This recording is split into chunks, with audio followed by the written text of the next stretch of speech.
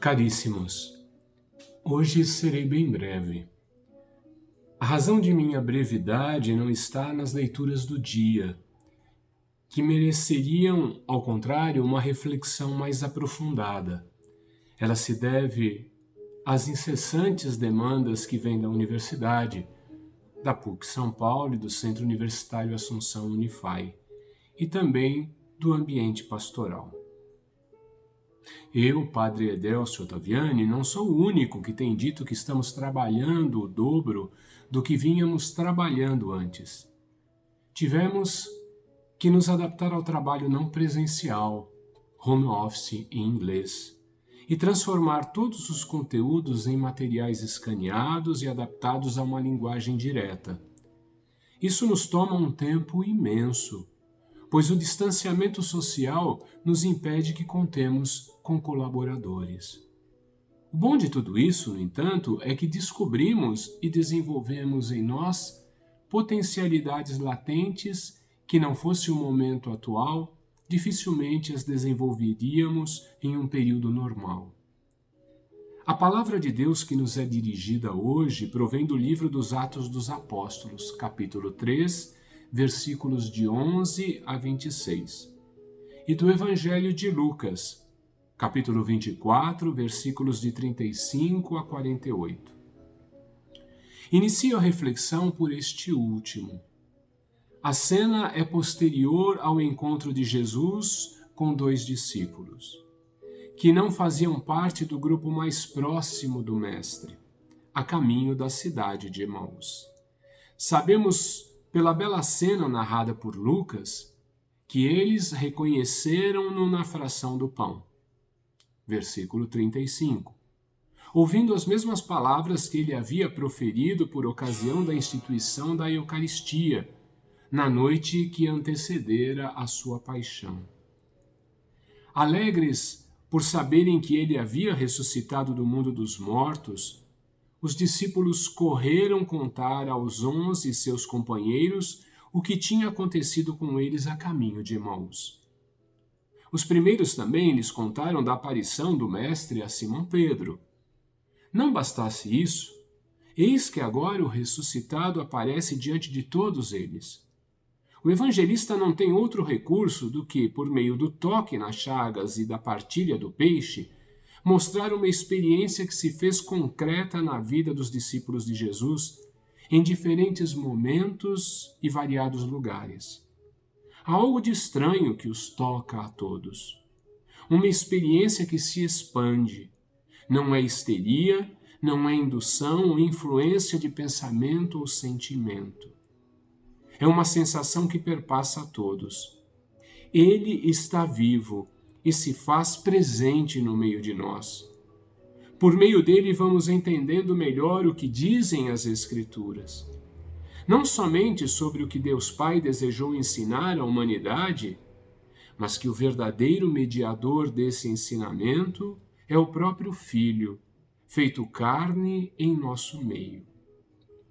Rever as Escrituras do Primeiro Testamento à luz dos acontecimentos concernentes a Jesus é compreender que o justo, como dizem os livros sapienciais e o testemunho de Judas Macabeu e seus familiares, viverá para sempre, pois ele é Deus dos vivos e não dos mortos. Afinal, Jesus não fora reconhecido como justo até por quem era responsável de tê-lo crucificado? Não foi isso que disse o centurião romano? Realmente, este homem era justo. Após Jesus ter entregue ao Pai o seu Espírito, como nos conta o capítulo 23 do Evangelho de Lucas, no versículo 47, nos Atos contemplamos um grupo de homens simples, reclusos primeiro em Jerusalém e depois refugiados na Galileia, por medo das autoridades judaicas que levaram Jesus para ser condenado por Pilatos, e com receio de serem mortos também. Porém, vemo-los vencerem o medo e retornarem ao centro político e religioso da Judéia. Na cena dos Atos dos Apóstolos, vemos Pedro e João intercederem pela cura de um aleijado perto da porta formosa do Templo de Jerusalém. Não só retornam à cidade que deu fim ao Mestre, como o invocam em alto e bom som. Em nome de Jesus, o Nazoreu, anda! Na cena de hoje, vemos Pedro e João anunciar abertamente a todo o povo ali reunido a ação contínua de Jesus e o mistério de sua paixão, morte e ressurreição. O apelo de Pedro é um só. Arrependei-vos, pois, e convertei-vos, a fim de que sejam apagados os vossos pecados. Hoje, diante do cenário em que nos encontramos, cabe a pergunta: do que devemos nós hoje nos arrepender? Olhemos não somente para a dimensão pessoal, mas sobretudo para a dimensão social. O que em nossa forma de ser, anteriormente à pandemia do Covid-19, não andava bem? Nos hospitais, certamente, a falta de insumos, EPIs, que são aventais, máscaras de proteção, luvas, não é algo recorrente agora, mas resultado de uma lógica perversa que coloca o aumento de lucro acima da proteção da vida.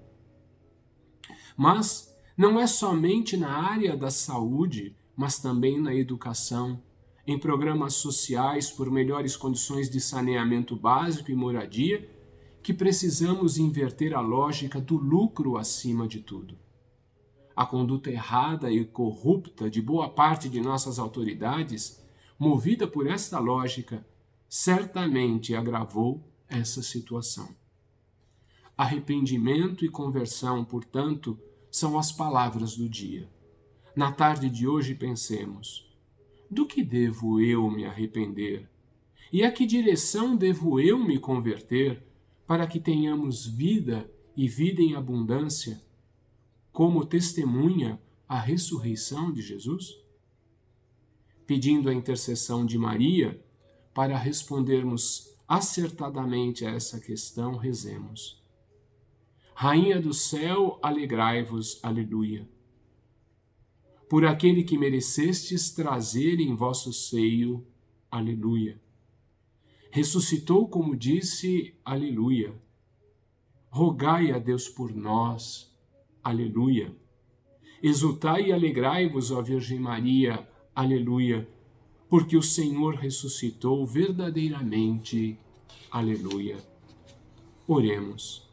Ó Deus, que vos dignastes alegrar o mundo com a ressurreição do vosso Filho Jesus Cristo, nosso Senhor, concedei-nos, vos suplicamos, que por sua mãe, a Virgem Maria, alcancemos as alegrias da vida eterna.